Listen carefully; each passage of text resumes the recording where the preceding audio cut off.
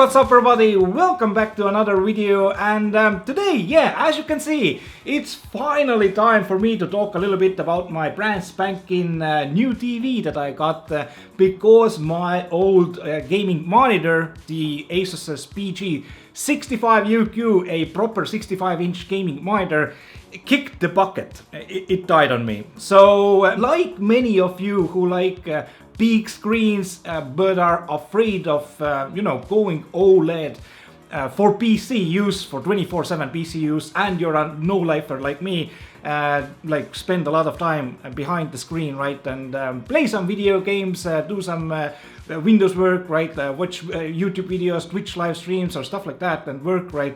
So many of you out there, I think, are like me, who were just actually afraid of going OLED because of the screams all over the internet that like OLEDs burn in, doesn't matter how brand spanking new and stuff like that it is, they all burn in, right? So I never I was really afraid all the time to go out and buy an OLED. But secondly, like there's because I love like super big screens, right?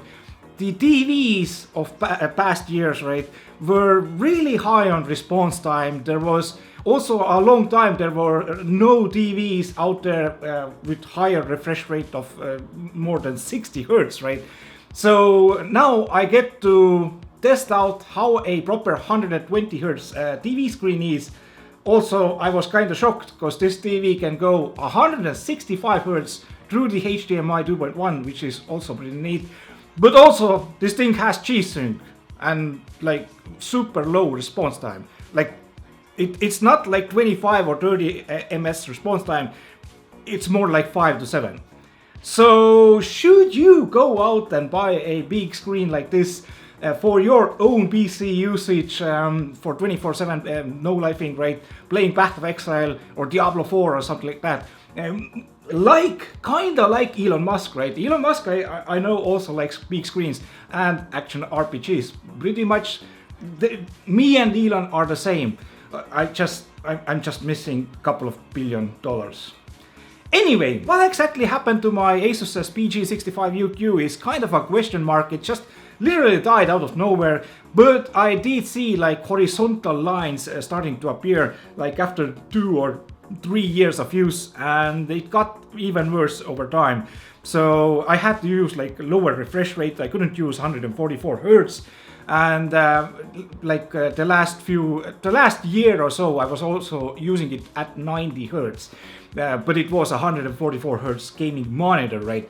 So it was kind of a bummer, but at 90 Hz I couldn't see those horizontal lines at all until it like actually died, right? So I finally decided to go out and buy one of those LG OLED TVs that a lot of people over the years have been praising about. Oh, you know, get the C5, get the G5, get the B5 and so on, right? And I know, for movies and casual PS5 gaming, pretty much any OLED out there would be pretty amazing, I guess. But I needed one for my PC for 24/7 usage, right? Anyway, long story short, I went out and got the quite brand new 2025 LG's G5 OLED 65-inch TV. The reason for picking this was that most reviews out there were saying that this is the best of OLEDs out there right now. And it's quite a bit brighter than the cheaper LG C5 model. And it also comes with LG's very own wall mount that I very much needed. Also, on top of that, the G5 is super thin, and thanks to its special wall mount, can be mounted very close to the wall, making it look like you pretty much have like a painting on the wall instead of a TV. So after a little bit of digging around, searching the web, I found a local shop here in Estonia where this thing was selling for around 1900 euros with €6 delivery fee. Yeah, a pretty good deal, I would say. I got it delivered to my door in a few days, which was pretty nice. What wasn't nice was that the delivery guy had ripped the package. All good, we took some pictures and notes, and then my friend came to my rescue and helped me pivot this thing up to my room without much difficulty. The difficulty though ramped up pretty fast after unboxing this thing and opening the wall mount atlas or map or whatever you want to call it. You literally need expert navigation in Heroes of Might and Magic 3 to understand this.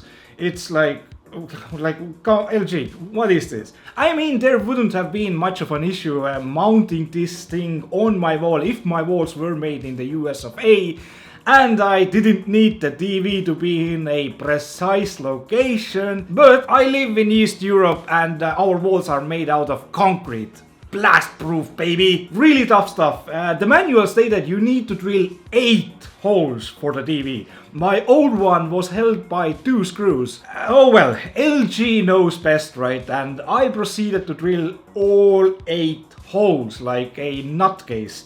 7 of them were actually spot on.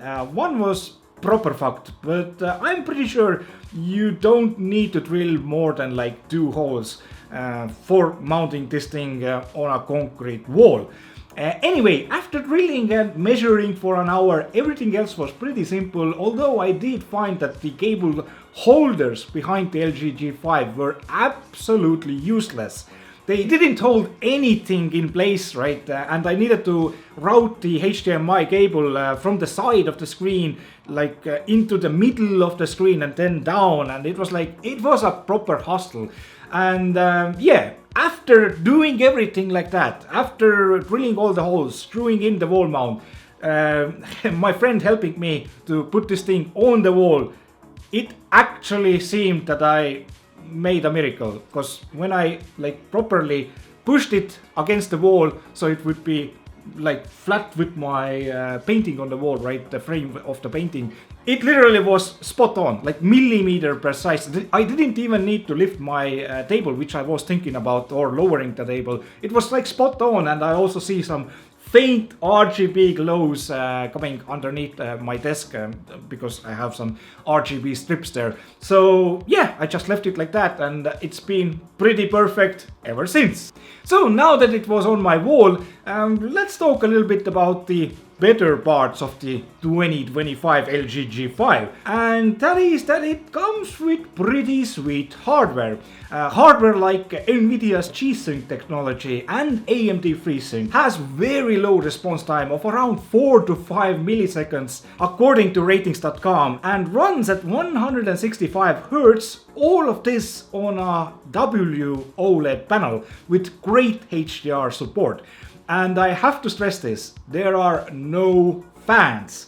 My old ASUS-s PG65UQ had a loud fan inside of the monitor, which was driving me nuts. I mean, don't make monitors or TVs on the matter if you have to put fans in them. Like, why? Just add a bigger heatsink or something, right?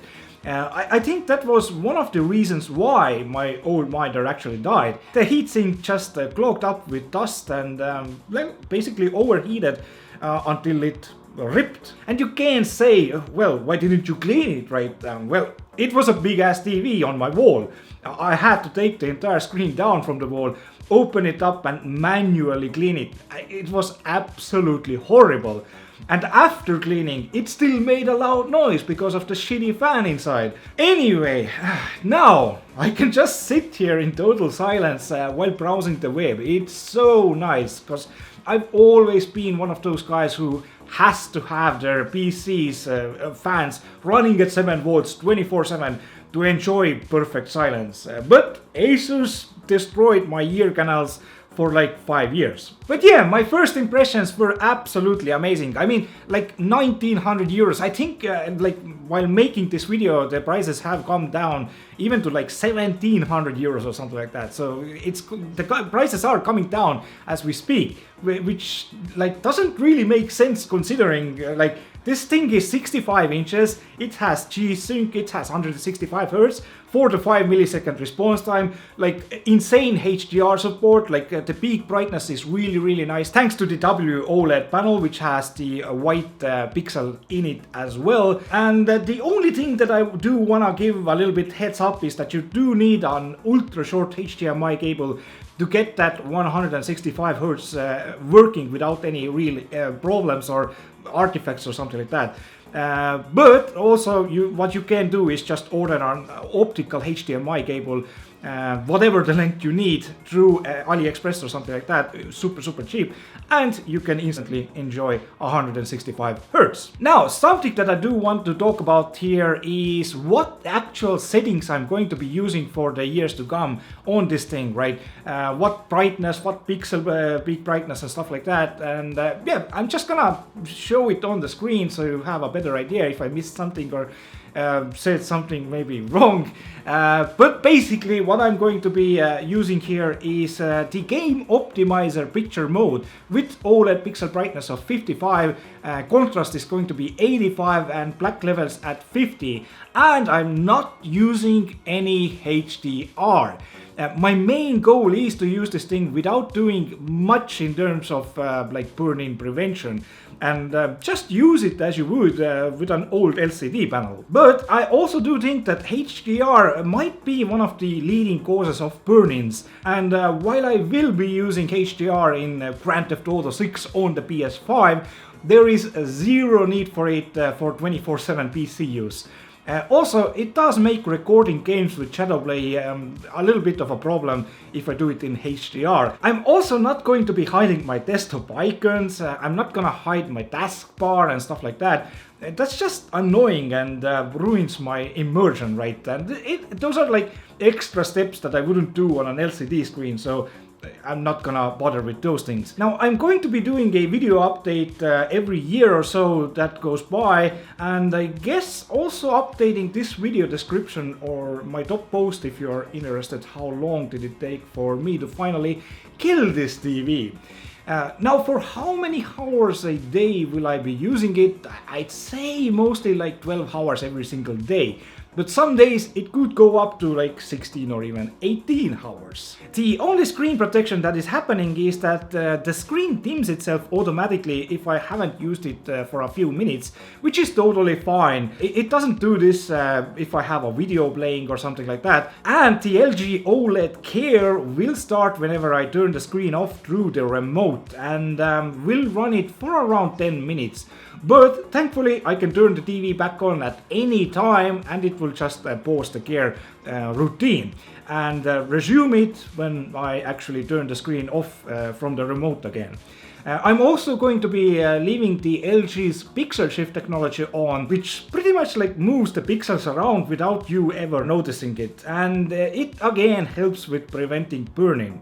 I also use a screensaver to turn the screen black after 5 minutes of inactivity, and yeah, I'd love to turn the display actually completely off after 5 minutes of inactivity, but that will just lose the HDMI signal and then the LG no signal screen comes on, which is like kinda weird from LG. The TV should understand that the screen was turned off from Windows and it should stay off until I move the mouse or push a button. Anyway, that is what I'm going to be doing in terms of OLED care and burn-in prevention for the next few years. But I still want to talk a little bit more about my experience with the 2025 LG's G5, and one of the first things that I really loved about this thing, like after all those specs and stuff like that, is how thin this thing really is. Like it's literally as thin as my painting on the wall. And it doesn't like sound that much if you're like a billionaire living in a big mansion, but like my apartment is small, right? And everything that I could like or can get back from the room by having stuff smaller is great. And this thing is a lot closer to the wall than my old LCD was. So I can get that much space, about like that much space back from the room. And it makes me, it makes it navigating my room like, okay, I mean, it's one room here, but it's still, I need to navigate it.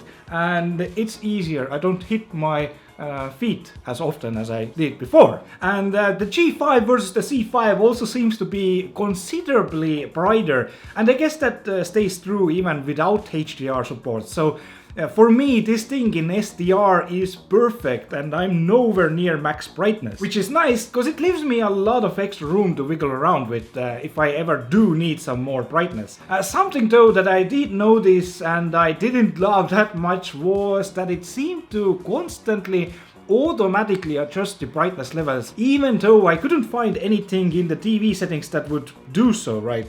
I don't really know if it does it while gaming as well. I haven't seen it happening while gaming, but while typing a text document, I can pretty often see my screen like go from really bright white to grayish, then back to white again. It's super strange. Maybe somebody in the comments knows actually what's happening here. Some other things I liked was the beautiful glossy glass screen, which I always prefer over matte if it's for indoor use. The only time I would ever consider a matte screen would be if I exclusively need to use it for work outside during the daytime. And yeah, now as it is a WOLED, meaning it has an extra white pixel to offer amazing brightness, I was a little bit worried that the text in Windows might not be as sharp, it might be like blurry or something, but no, like zero issues with text, at least for me using it at 4K resolution. Everything looks clear and sharp, super crispy and nice. Now some of the downsides, which I did touch upon a little bit earlier, were the cable clamps behind the TV. They're absolutely useless. LG could do a little bit better job there for routing purposes, and maybe give the option to bring the cables straight down from the HDMI port, so you wouldn't have to be a magician trying to like route the cables from the HDMI ports to the middle of the screen and then down. On a bigger screen with one arm, this could be a nightmare. It's really difficult. And also, there's no DisplayPort. I mean, I get it, like it's a TV, but it's 2025 and it has these kinds of specs. 165 Hz, cheesy technology, super low response time. Like it's meant for gaming, it's meant for PC use, and it doesn't have a DisplayPort. Like, why? How much more expensive is it to add a proper DisplayPort? I think like coming TVs in the coming years will finally start to add proper DisplayPorts as well, and then we might even get a little bit higher hertz than 165. Anyway, the next thing that I really disliked about this thing was the menu system. Like, oh my god, it's 2025, but the menu is stuck like in 2013 or something. It's so bad. The design is bad, the layout is bad, and the navigation is horrible because it's so damn slow. Like, LG, what were you thinking? I don't want to wait hours on end for the next menu to pop up. It's so goddamn slow. And finally, the speakers. Jesus Christ. Just stop adding them to TVs. The built-in speakers in the LG G5 are one of the worst I have ever heard in my life. This for one takes decent amount of space inside the TV, which could have been used for something else, like, you know, better cable routing. And secondly, like, they make the TV more expensive. For what? Like 99% of the people out there buying a TV that is more than 1500 euros will never ever use the built-in speakers. Stop it. Remove the speakers. Either add a sound bar into the box or sell it just like a regular screen and make it around 200 euros cheaper. Because that's how much I think designing, building and paying for branding for the speakers is worth here. And for 200 euros or like $200, you can already get a pretty decent soundbar. Anyway, so that's going to be it for my video review here. And yeah, I really thought a little bit about like, should I give it a 10 out of 10 or not? So my final verdict for the 2025 LG G5 65-inch WOLED TV is going to be a 10 out of 10. It's a no-brainer pick for PC use. Either this G5 or the cheaper C5, although the C5 is not as bright. Also, you don't need to get the big 65-incher. I mean, get a smaller one for much cheaper. But yeah, if this thing starts to burn in like in 6 months or something like that, I'm going to be making a video update. I'm going to be updating the description of this video and maybe the top comment as well. But if it starts to burn in like 6 months, the score will drop tremendously for like 24/7 PC usage, and I am going to be using it for like 12 to 16 hours, like usually every single day. So let's see how far I can take this screen with these kinds of settings without any HDR. So should be interesting, and I really hope it does well, because I've seen people using it as a PC screen for like a couple of years, like the regular OLED, not the LG G5, right? They've been using them and they don't really notice a lot of like burning, but they also like hide the desktop icons and stuff like that, which I'm not going to be bothered doing. But I'm like fingers crossed. I hope like LG's very own the OLED Care, which like does its thing when I turn off the TV every single time. Maybe it could help tremendously for burning cases, right? And if it does burn in, will LG actually like replace my TV or not? Anyway, that's going to be it for my quick little review or like overview of the LG G5. If you have any questions, leave them down below in the comments, and if you have any tips for me to maybe even better set up the LG G5 for PC use, leave them down in the comment section. Leave a like if you like the video, maybe subscribe, and I'll be seeing you soon, guys. Ciao for now.